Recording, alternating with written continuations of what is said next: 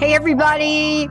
Hey, welcome. I want to welcome all of you. It's so great to have all of you tune us in and turn us on while we are getting warmed up here and tracking down our fabulous guest for today. Dr. John Huber is joining us here today, and they're tracking him down. But first, let me say hi to Benny. Hello, Benny. Hi, Pat. I'm trying to fix my mic setup here. It's Uh-oh. like I don't know, like how to get it the way I want. We have to add another producer to the labor squad. Yeah, I mean, I gotta, like, how do I okay, if I go like this with my mic, hang on. If I go like that, You're becoming your own engineer now. and then I do. Wow, this is not gonna work. This is so like righty tighty, lefty loosey. Let's oh start my there. God, wait a minute. Wait, hang on, everybody. Wait. Oh, you can't see me. Okay. Oh, they can see you all right. Facebook, if you're on Facebook, then They you can see you all me. right.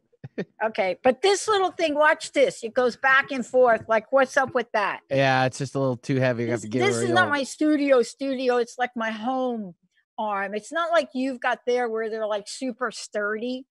Yeah, but things loosen up over time. I mean, but yeah. Yeah. How do I sound? You sound okay. Benny. OMG. Yep. Okay, does everybody out there want to hear Dr. Pat's latest discovery with getting COVID-19 relief? Does everybody want to hear like a funny story or not? I'm always down.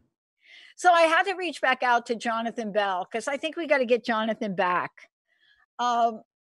So honestly, I have tried everything in my power, right?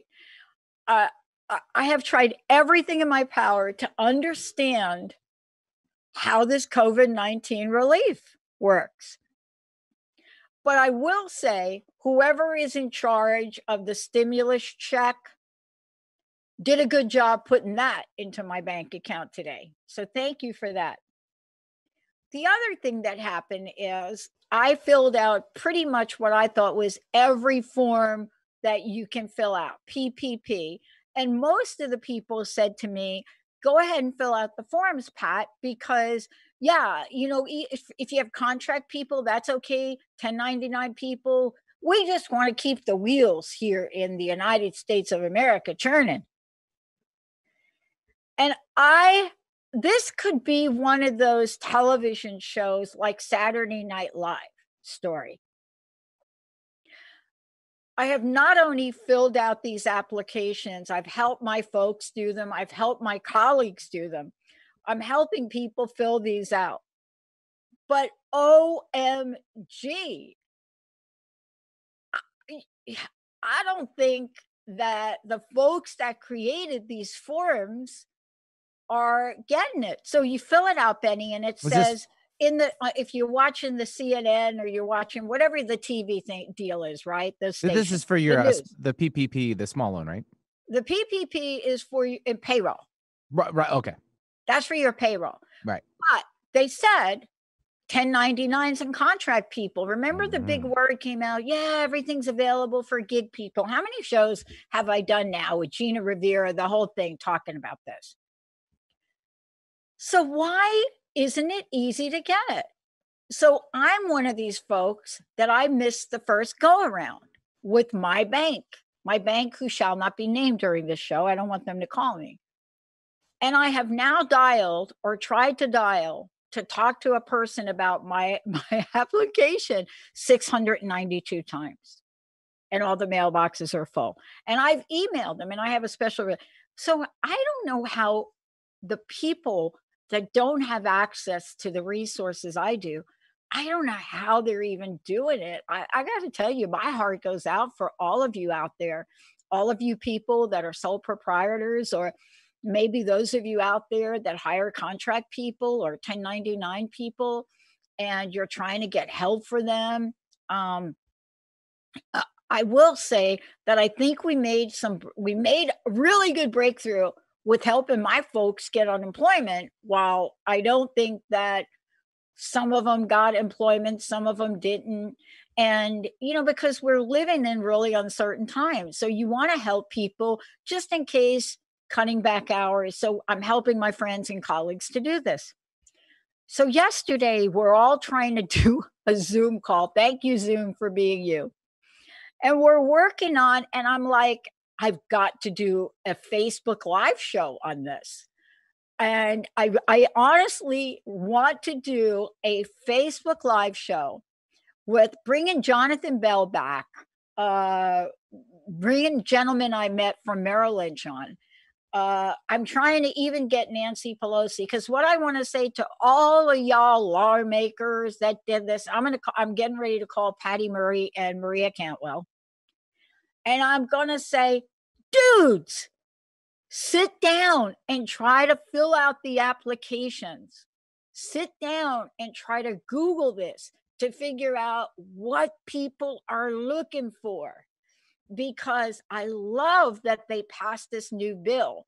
But if you're like me, and my poor accountants, I'm driving Bill crazy. But if you're like me, you have filled out the form 999 times, and they keep coming back, even though you filled out the form and you said, da da da da da, contract people, 1099, blah, blah. Even though you said that, they still come back and ask you for payroll filing for people that you don't have. And about yesterday at 8:00 at night, I was talking to a couple of other radio hosts, of course, my colleagues, and we all agreed that we should do this full show, almost like a webinar, where we share our screens and we walk through the process and we just look at the journey for applying for any kind of COVID-19 relief on your own. And honestly, I don't know how the average sole proprietor, business person, entrepreneur, I don't know what you want, whatever you call yourself, if you all have figured out how to do the PPP forms, call me now, 1-800-930-2819.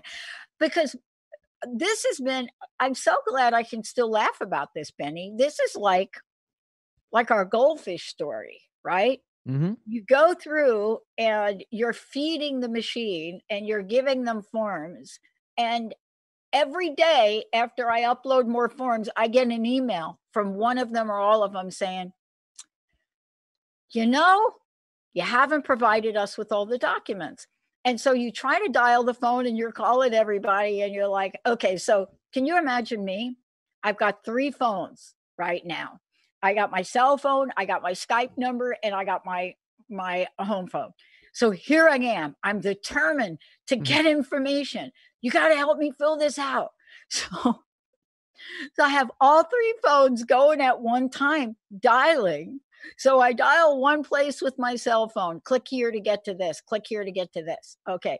Then you got, okay, we'll be with you in a moment. Longer than wait time. So then I've got my Skype number and I'm dialing in my Skype number and you're clicking over there and you're trying to get help and you're on hold and you're waiting. Then you've got my landline, right? You got that thing going, you're dialing and you're like clicking into it. So I got like 3 different things that I'm trying to do, 3 different agencies, because I'm trying to talk to like a person.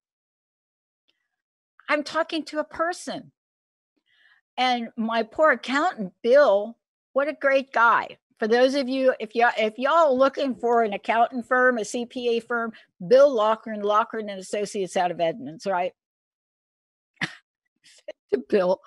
And this is like after my accountant is saying to me, oh my God, Pat, we're down to 2 people. Please be patient. And absolutely have been. But I emailed him yesterday and I said, Bill, I know I flunked accounting in school.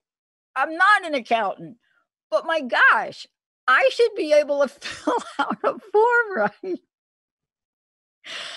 So guess what I get back from my accountant? Do you know what I got back from Bill? No. It literally brought tears to my eyes. 2 words: called me. Oh my God. Now, I haven't called him. I'm going to call him today. So I don't quite understand.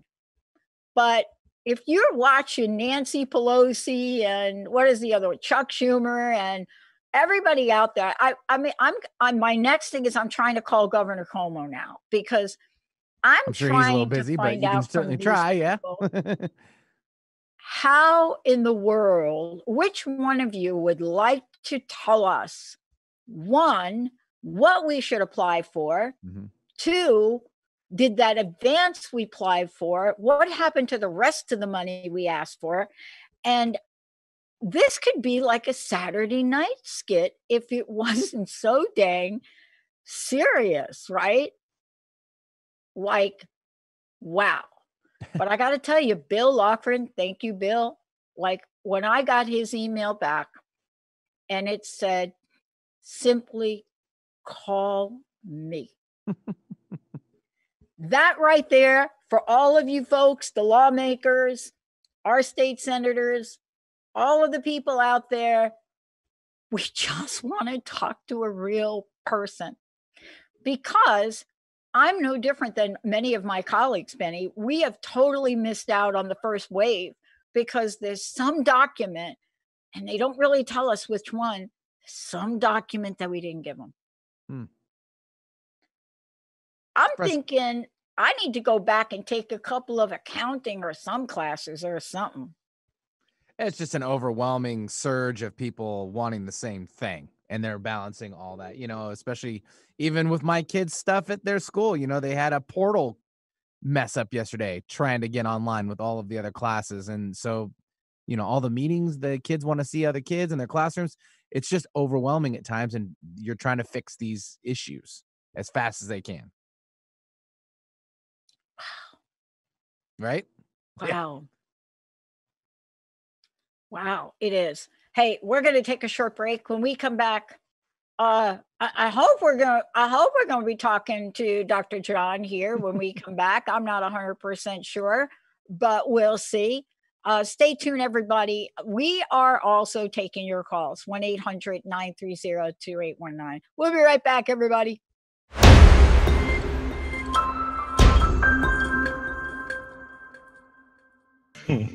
Oh my gosh, we are Dr. John. I mean, we are here for those of you out there. I was just talking to you about my very special guest today. And one of the things that I shared with you is I was so thrilled, to have him joining us here today.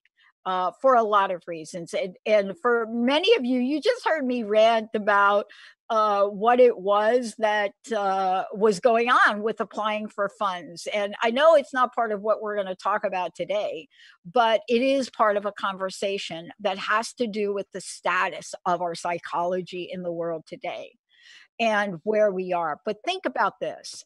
What if you're out there and you're thinking, how do I protect my mental health? See, what you heard me talking about in the first segment when I was waiting for Dr. John Huber joining me here today, what you heard me talk about was me, they call me the queen of positivity, giving you an example of all of the different doors, labyrinths of applying for relief. And I'm just one person. So sometimes I think I'm alone. But what about our mental health? What about it? Are we even talking about it? Well, I think we're talking about it now. And why is that?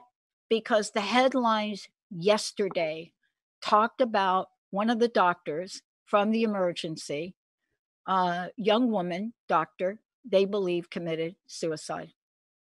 So are we talking about mainstream mental health from the perspective of the various tentacles that it has? But that's why my guest today, who has been committed to understanding mainstream mental health, and as a matter of fact, chairman for Mainstream Mental Health, it's a nonprofit organization, and it is to bring positive change, just like us. That's us. We're a network, positive change of individuals that suffer from mental health issues. Now, why am I familiar with this? I've shared this more times on this show than I can remember ever.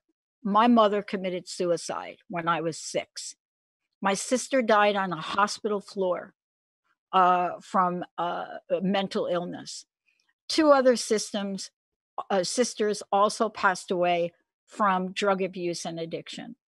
So having issues of mental health, I'm familiar with it. I'm not familiar with what to do about it in today's world. Thank you. Thank you, John. Thank you for joining me here today. Thank you for having me, Dr. Pat. I don't know. I don't even know where to start with this, because yesterday the headlines hit and they talked about this one doctor, just one doctor, right? And there was they were alluding to post-traumatic stress disorder, where, this might be a thing. But here we are. What is it that here we are? We don't even know what we don't know, do we, about mental health right now? Absolutely. And this is such a unique situation, but definitely that post-traumatic stress disorder I'm seeing the symptoms, and, we don't know what that's going to look like, even when everything gets lifted and we're back into our normal patterns. Somebody gets a cold at your office and your whole office might go into total, trauma and trauma reaction, trauma response. So we're out there, like you said, we don't know what we don't know about it at this point. And the best thing we can do is talk about it, keep it on the table, let people be aware that there are people who aren't going to criticize them, not going to put them down, make them feel like somehow they're inferior, because this is a human condition. It's not a broken condition. John, Dr. Huger, I want to talk to you about something that happened to me at the grocery store, or what I observed at the grocery store. And it wasn't fighting over the eggs, right? The 1 dozen of eggs you can get. No. Here's what I observed. And this was the first time I saw this. You ready? We're in the grocery store. I've got my mask on. Okay. I wear black tattoo gloves, got it on, got the mask on. And there was a gentleman in the store with a young child, no mask, no gloves, nothing, not observing, 4 feet, 3 feet, no feet, nothing, 0. And I live in a very kind of easygoing place. This is not New York here. So for somebody to comment on this, you have to know that their fear level is past the brink. And I got to tell you, I thought we were going to have a riot in the grocery store, because watching this guy with this young child up and down the aisles, like he owned the store pretty much. This is what the other guy said. And then this other guy with his mom with the mask turned to this guy and just went at him with the young daughter. I'm not surprised we're not seeing more of that. Are you? I think we're seeing it. I think people just aren't talking about it because people are embarrassed. They don't want to be the one that, oh man, I let my kid run rampant over there. I probably shouldn't have. And they're not going to be going in on social media saying, hey, I let my kid go and scare all these people and they got mad at me and chewed me out. And what kind of people are they? Because they're going to look bad. So we're not hearing about it, but I think it is out there. I've seen it myself. Well, and you're out in the world and you're talking about this. And I think you commented that you were just on a news show, but I want to ask you about this idea, social distancing, what are we calling it? Shelter in place. It has deep-seated, multifaceted effects on people. Everything from what we're talking about, pent-up anger, but it's certainly also, and the science is starting to show it, it could have effect on our physical aspects of who we are. What have you discovered? What have you found? Well, I think exactly what's happening is we're having some physiological responses from it. The lack of human contact, it does so much to our neurotransmitters. And if you don't have a healthy mind, you can't maintain a healthy body. It just will not last. And, people are afraid, whereas before, if they would have had chest pains, they may go immediately to emergency room, and I think they're take care of, and things like that. Oh, it must be just anxiety. I'll stay here. And they're making mistakes. And we are letting ourselves kind of go and sitting on the couch. And, one of the things I hear is, all the time we poke fun of it. When is my 600-pound life going to call me after this quarantine? Because people are being sedentary. And one of the things we try to do in my house, my wife and I, we try to go walk every day and get outside and breathe the air and get the sunlight. In fact, most of my radio interviews since the quarantine do out in my backyard sitting on a chair because I get the sunlight. And my dog comes up and sits next to me, and she enjoys the outdoor time with me alone. So, it's kind of, it's pleasing, and it's keeping my mind fresh, and it's better than me sitting in a dark room watching YouTube or television all day long. I want to ask you this question for sure. Look, here you are, as I said, chair, Mainstream Mental Health, right? A great organization, foundation, donations, people to donate. I want to ask you this question from your perspective, sort of a micro of something bigger that's going on. What do you believe is going to be the multifaceted aspect of this idea of people not having a known date for what they could expect in their livelihood again, if ever? Well, I think it scares a lot of people because most people, when you look at the numbers, most people pretty much live, 1 or 2 paychecks out. And, people are starting to get scared now. Am I going to get my car repoed? Am I going to get evicted? What's going on? And not having that number there. And then the problems you mentioned earlier on your show about the relief and the PPP and all that. I mean, those are very real, tangible issues, and it's not as a result of their own behavior. So a lot of people are feeling punished for, in some cases, just being healthy, and that's not a good thing. We don't want that. And a lot of people, it's causing depression and behaviors like that. What are we going to end up with? Are we going to end up with individuals who, when they do get to go back, they can't? They're stuck in their house. They get kind of a locked-in syndrome, and they don't want to get up and get out because the paranoia. They had to have that cognitive dissonance. I'm doing this because. Yeah, I think we just may have lost Dr. John Benny. Why don't we take a short break, and Olivia, we'll be able to get him right back here in a hot second. Why don't we do that, everybody? When we come back, we're going to talk about this short-term, long-term, and today term. What is it that's happening? What have we discovered along the way? And the bigger question is going to be, when the light switch is turned on, will you be the same person you were when the light went out? Stay tuned, everyone. We'll be right back.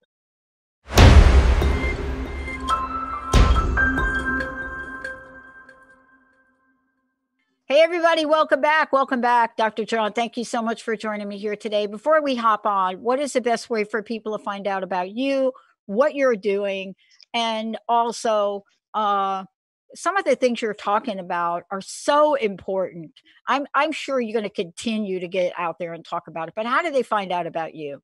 Did we freeze up there? I think we may have again there, Pat. All right. So here's what I want to do. Olivia, why don't you see if we can get Dr. John back on just on the cell phone without the video. I'm going to tell you how you can find out more. And here's where you can go. Go to Mainstream, right? Got that? mainstreammentalhealth.org. You can go ahead and do that. Certainly, you can go to Twitter at Mainstream, right? You get this? Mental, MENTL. You can go there and find that. Dr. John, you're back. Thank you. Yes. Look, the easiest I want way people to find out about you, the articles you've written. How do people do that? Well, the best way to find out is to go to my website, which is mainstreammentalhealth.org, or you can also get there through drpsycho.org. That's drpsycho.org, and hook onto our social media. That is the most up-to-date stuff. Now, this is nonprofit. Everything we do is is voluntary, and we don't change our website as much as we probably should, but our social media has links to all of our stuff, the TV, the radio, shows like yours. Also, go to Spotify, go to anywhere you download podcasts, and we repost interviews, and then we have our own podcast, and we talk about current events as we go every week, actually. So check it out. Yeah. Look, I am doing my best to talk about this. I am doing my best to bring people on like you to talk about it. I think talking about it is the first step. Is it an end all? Is it the way? No, it's not. But I also want to encourage people to call their lawmakers. You see, even if you have to dial a number, what did I say I'm up to? 692 times with my bank. The mailbox is full, right? And this has now been going on for 4 weeks. But we have to get the message out to these people that are showing up on these news channels saying, yeah, we got this money. It's not good if you have the money, and because you don't have an entire team of accountants, you don't know how to fill out the form, or you're filling out the form, but you miss this little nuance, right? Yes. That is stressful. Can you talk Absolutely. about the multiple levels or layers that stress is piling on for people right now? Well, you got a lot of different layers. We got, we were talking briefly off the air about the lack of our sense of self-worth. And, a lot of people, they don't identify. I'm not a mail carrier, for example, but, a lot of people say, I'm a father. Hey, Pat, want to jump Hey, in there? Benny, let's go to a short break and let's see if we Yes, can bring Dr. John back just on a cell phone without the video. Let's do that, everybody. Let's take a short break. We'll be right back.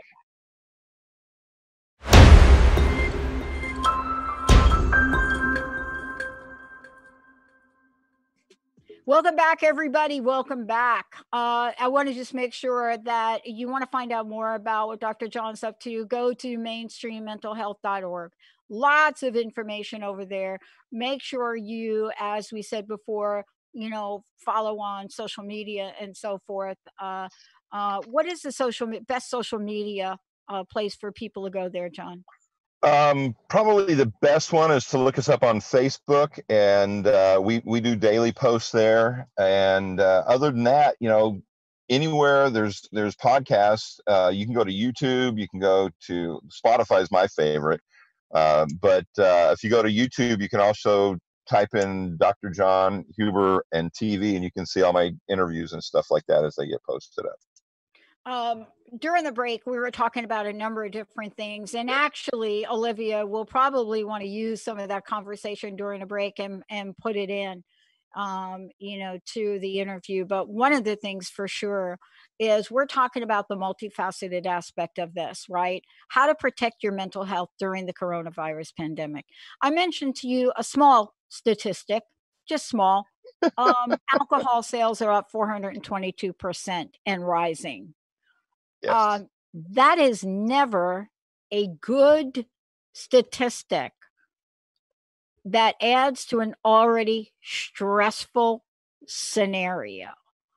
Absolutely. And, we have in Texas, we have a licensed chemical and dependency counselor licensure and stuff like that. And I have some people that I'm trying to supervise that are working towards that. And the conversations we've been having, this week was how they're feeling so sad, because all these people that I'm working with, they are functioning alcoholics. They're not, they're recovering alcoholics. I'm sorry.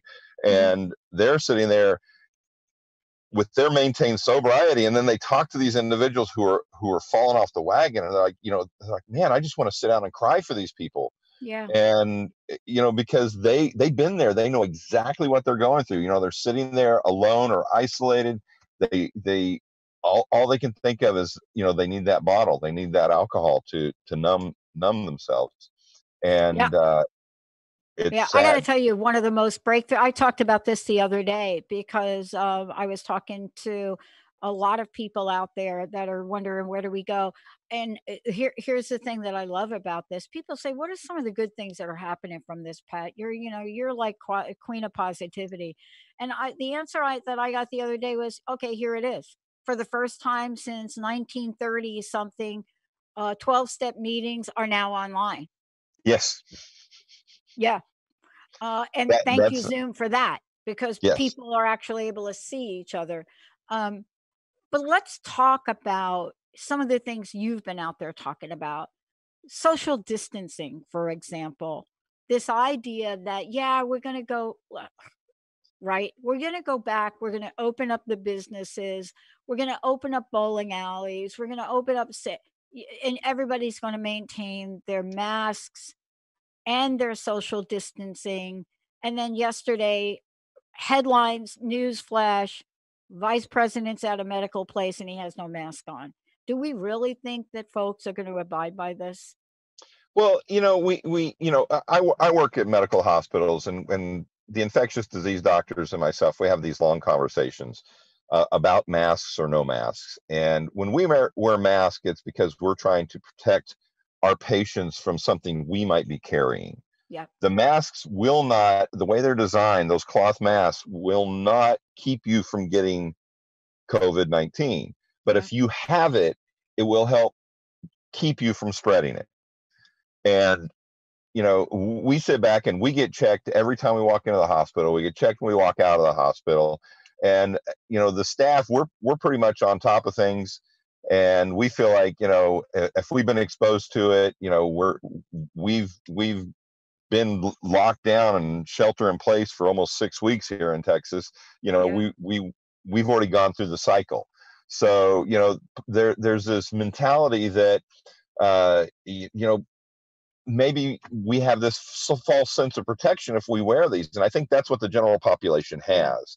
So I'm not necessarily upset that the vice president didn't do it, because, if you go back and look at the CDC, if you're not used to wearing a mask, it actually increases the likelihood you're going to get it if you're around people who have it, because you're always adjusting the mask and touching your face. Yeah. And that's with or without gloves, because people also don't understand the gloves. My wife and I talk about this every time we go out with people with gloves, and I see them touching doorknobs and Oh, all these things, and then they touch their face like the gloves somehow protect them, even though it's just like their skin. You have to keep replacing the glove. You can't just wear one pair of gloves all day long. Every no. time you touch something, you either wash your gloves like you would your hands, which in that case, why are you wearing the gloves? Just take your sanitizer with you and use it all the time. Again, it creates this false sense of protection that isn't really there, because people aren't using the tools right and appropriately. And that's where just telling people to do that, I think, is not benefiting. And when we talk to the researchers like at Harvard and Princeton, and they talk about the disease model, sheltering in place doesn't stop the disease, it slows it down. So instead of maybe the whole nation having a 4-month period of COVID-19 season, like flu season, it stretched out to 9, maybe 16 months, because it just slows down the transmission of it. I mean, we have a family, friends of ours, that, last week, after 5 weeks of isolation, the whole family came down with strep throat. Yeah. And they're in their house. Yeah. So disease is disease. I mean, it survives. That's the nature of it. And if we have that false sense of security, like somehow I'm going to be perfectly fine, and you have a weakened immune system, you're going to be in trouble. Yeah. I'll tell you, to be honest with you, what I'm looking at and really concerned about is the emotional and psychological impact of this. Yes. I mean, we're very clear of what the physical impact is. I mean, every day on the news, you'll get something about it. But I was hoping that with the suicide of the ER doctor that made the headlines yesterday, that there'd be more talking about it, and I'm not seeing it.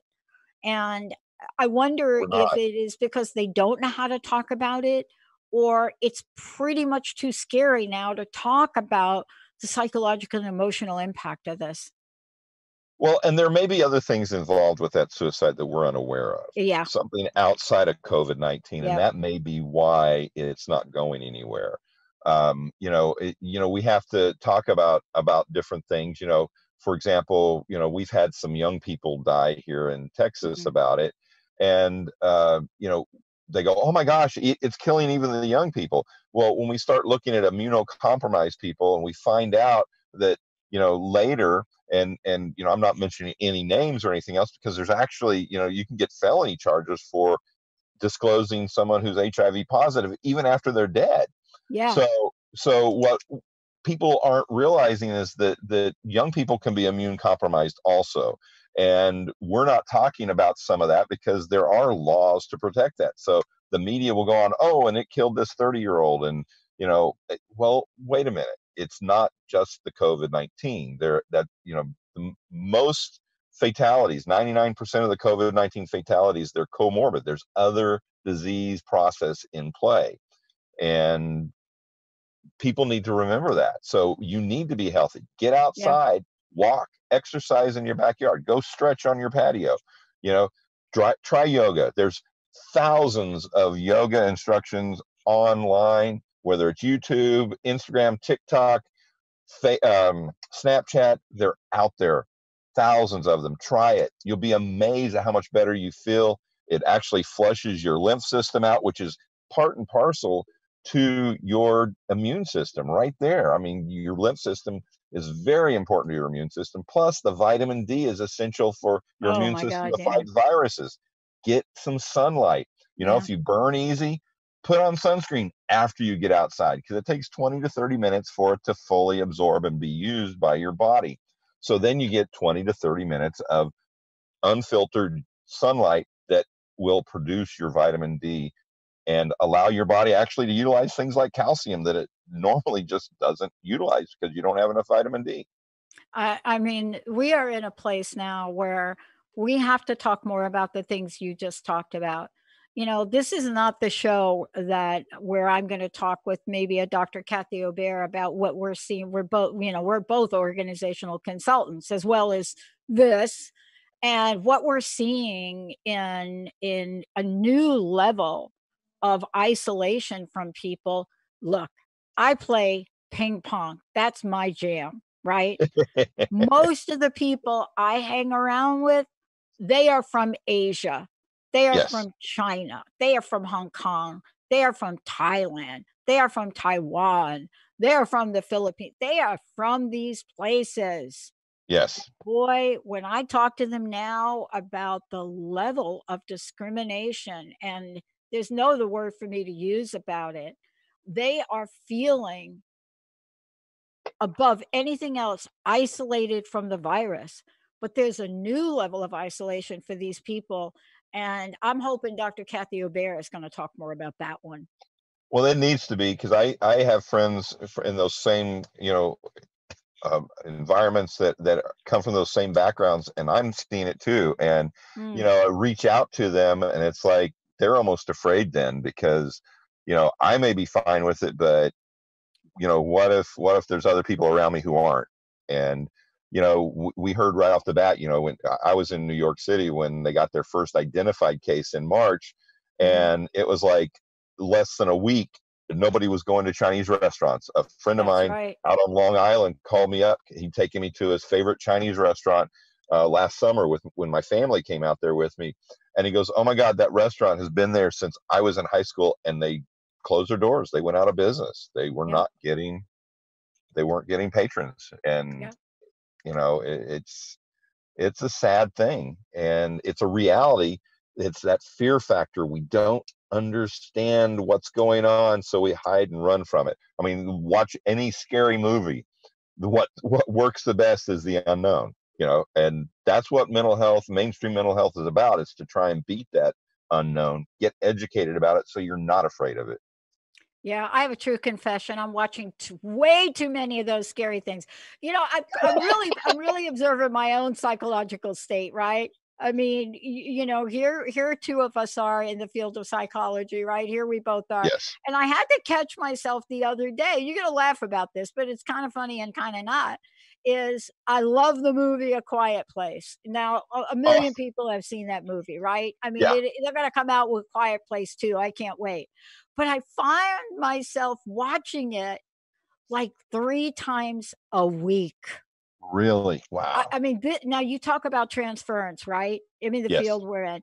So I found myself watching it. Now, why? Of course, I love that movie. But here's what my other side, too many, there's a joke about too many psychologists in a room, but here's my other psychologist friend saying to me, do you know why you're watching it, Pat? And I said, I really like the movie. I like Emily Blunt. I like the whole thing. I like sci-fi movies. She said, did you ever think maybe there's an association that you have with the characters of this movie that are so isolated and they cannot speak? And I just thought, that's really deep. That's pretty deep.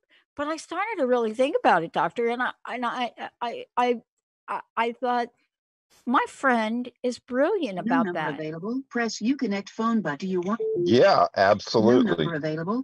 Absolutely. I think that is a reality. Mom, Sam. My kids, I'm sorry. So That's okay. Everybody wants to get into the conversation. Look, I know you've got to run. I would love to have you back because we're going to start to do weekly updates on this, on the different aspects of this. We're going to actually organize it that way. I want to ask you again, please tell people how to find you, and then what's your personal message? What would you like to leave us with today? Oh, excellent. What the easiest way to get me again is go to my website. At the bottom of the first page is all my social media, from the YouTube channels to Facebook and everything else. So it's drpsycho.org, drpsycho.org, and it's mainstream mental health. You can also get us at mainstreammentalhealth.org. And if I can leave you with anything, is realize that all this stress, all the anxiety, the depression, the emotional mood swings, all that kind of stuff doesn't mean you're broken. It means you're normal and you're a human being, and it's a human thing, not a crazy thing. Wow. I want to thank you so much, and I hope you will come back, because we have to keep really sharing some of the information we're finding and how to help people on a regular basis. So thank you so much for all that you're doing. Thank you, Dr. Pat. I enjoy it. I love your show. I love what you're doing. Don't stop. I'm telling you, no, I'm not going to stop. That's got to be like some song from the 80s, I think, though, right there. So thank you so much. Thank you so much. We're actually doing a humorous side of this, because I'll tell you, I'm stepping in some potholes. It is hilarious about what I don't know. Thank you, everybody. Laughter is amazing. I'm telling you, can laugh, do it. We got to have a little sense of humor. We've got to. Let's take a short break, everybody. We'll be right back.